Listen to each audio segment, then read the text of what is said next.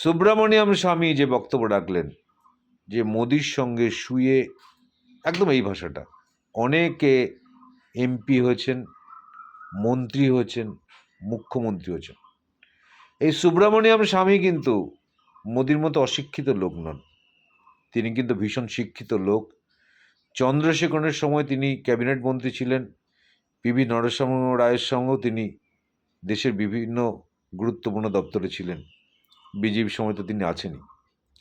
এই সুব্রমণিয়াম স্বামী যে অভিযোগ করেছেন, একদম তথ্য রয়েছে, সোশ্যাল মিডিয়াতে সবাই দেখতে পাচ্ছেন।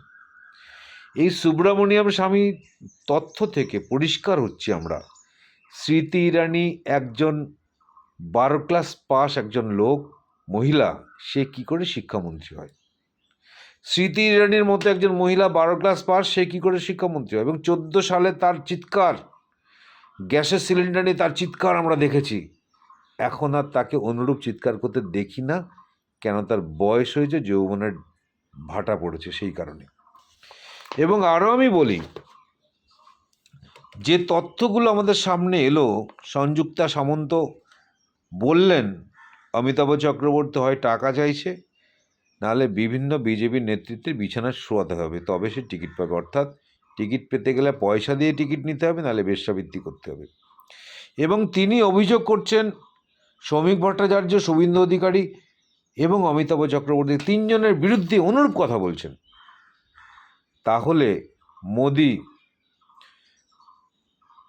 শ্রমিক ভট্টাচার্য, অমিতাভ চক্রবর্তী, শুভেন্দু অধিকারী যেখানে মিটিং করতে যাবেন, সেখানে বাংলার মহিলারা কেন যাবে? বাংলার মহিলারা কেন যাবে?